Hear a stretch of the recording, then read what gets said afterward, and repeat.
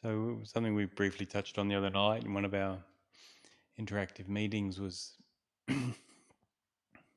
during some of the discussions we have back and forth was just about meditation and how meditation, what generally people think of meditation is you come home from work or you get up at 5, 6 a.m., 7 a.m., whatever it is, and you sit for an hour and you meditate and you follow a breath or follow some sort of a practice. And then a timer goes off, and after a half an hour, 15 minutes, an hour, and that's your meditation. Then you get up and you may feel a little bit better. You may even feel more agitated sometimes, but generally you feel a bit better and you go off to work and start your day, and you're a better person than what you would have been if you hadn't have meditated. Why? Because in a quietness of mind, actually the simplest way of putting it, in a quietness of mind, you're closer to what you are. It's all the noise and the stories that get us into trouble and make us unhappy. So discovering silence, you start to discover what you are. But the problem with meditation is this, from my perspective, from that meditation I just described, is if you're just going to do that, if you do it every day, once a day, twice a day, that's incredible, wonderful, well done. But, caveat, the rest of the day may be a little bit smoother for you, but from my perspective, it's a very small amount of time that's spent in the space or finding space or completely dedicated. Compared to what? Compared to what? What I mean is the way I practice, the way I teach is we teach that we analyze our life. It's not hard, it's pretty simple to do. We work out what we're doing day in, day out. We have a look at our interactions in the world. It may be working from home, which is common these days. It may be driving to work. It may be a physical job. And then working out how we live and what we do and how we go about it. Because the main tradition I studied was the Toltec tradition, and they lost track at 10,000 years. It's estimated to be 10,000 years old, probably a lot older. The roots of it probably go deeper. So it's very old. I mean, that's 4 times older than Buddhism. It's not new. So you think back into these times, people were very connected with the earth and the ground, and very, very interactive with nature itself and the world. So they were awakening, enlightenment, self-realization, non-duality, whatever you want to call it, has been practiced for a very, very long time. And it's only recently we've headed into the internet era where everything's so digitalized and so distracted and all the rest of it. So these guys used to have to work quite hard to sustain themselves.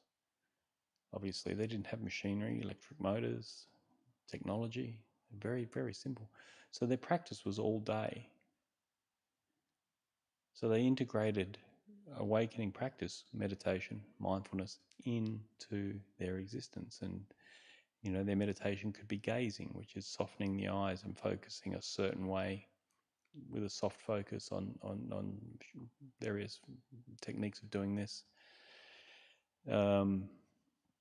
They'd be fully mindful. They'd hunt tyrants. They'd look for tyrants to work under and be near that were really difficult to be around. They had lots and lots of really incredibly powerful techniques. There wasn't like an hour in the morning or half an hour in the morning and then that's it. And you have some residue that goes through your day. It was all day, all night, and people held each other accountable all day, all night. If you're being a drama queen, your friend would tell you you're being a drama queen. If you're being a princess, they'll tell you you're being a princess. Lovingly, because that's serving each other. That's actually kindness. What I'm seeing out there a lot these days, just on a slight segue, is what people are acting kindness, and it's not kindness. They're acting kindness by being nice to each other all the time and superficial. This is not kindness. Friends tell each other where they're screwing up and they discuss it. That's actually kindness. Not this fake one we've got going now that's causing all sorts of problems everywhere where no one's holding each other accountable anymore. So back on track to this, is that you can actually practice all day. You can practice all day. So now let's do quick math. Say you're up for 18 hours a day and you're meditating 1 hour a day, half an hour morning, half an hour at night. That's 1/18th. So if somebody was really good at all day practice, you're doing 1/18th of the work they're doing. Who's going to progress faster and quicker? Who's going to find the goal? The goal, what you actually are before all the ideas. Awakening, samadhi.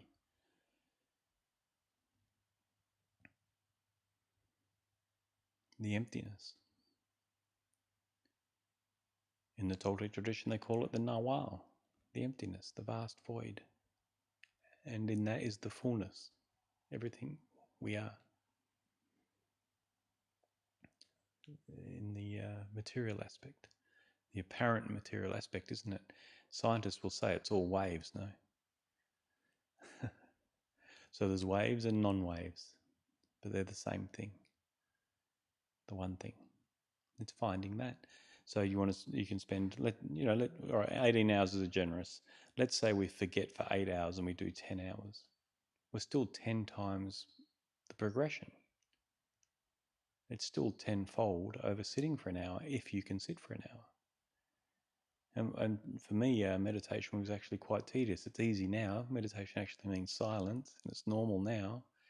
But it was very difficult for me. I was much more active, had a lot of drive in me. So this tradition was very powerful for me, mixed with Buddhism and Taoism and a few other things, bits and pieces. Like a Jeet Kune Do of awakening, right? Bruce Lee's martial arts, where you grab a little bit of everything and keep all the best and throw the junk out. But what I have to say is the Toltec tradition, I think, had by far the most valuable material I came across from my experience, my progress. Because it was the most rooted to the ground, it was the most real, it was the most in the world. It wasn't hypotheses and even the hypotheses that so many people carry around, I'm nothing, I'm nobody, while they're actually completely full, imagining they're nothing, they're nobody. Not even that hypothesis. It's real. Bullshit free. There's no room for it. There's no bullshit in reality. There's a lot of bullshit in spirituality, but I'm a reality teacher.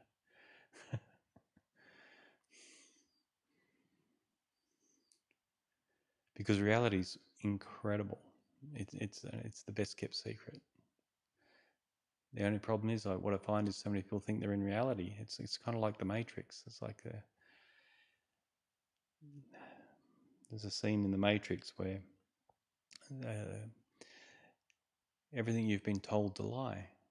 It's very much like that. If you believe you're somebody, the I is a lie. And if you're told you're an I from birth and taught to be a good I identity, the lie began so young. So everything's bullshit from that perspective. Everything from the separate I thing is bullshit. So this is a whole paradigm shift into a much deeper understanding of consciousness. Your understanding that you are consciousness, you are awareness, and what that arises in, and everything you can see, smell, hear also, that appears to be solid. But let's not go there, but it is solid relatively. But as the scientists say, it's all waves, isn't it? It's all light.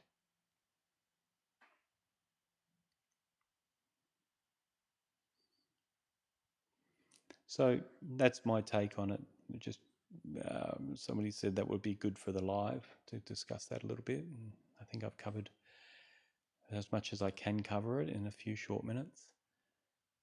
But just something to ponder, isn't it? If you're sitting down and meditating today, well, why don't I try and turn that into a 10-hour thing? And you can do it at work. You can. You really can. And that's where you're really going to make progress. Hopefully that helps.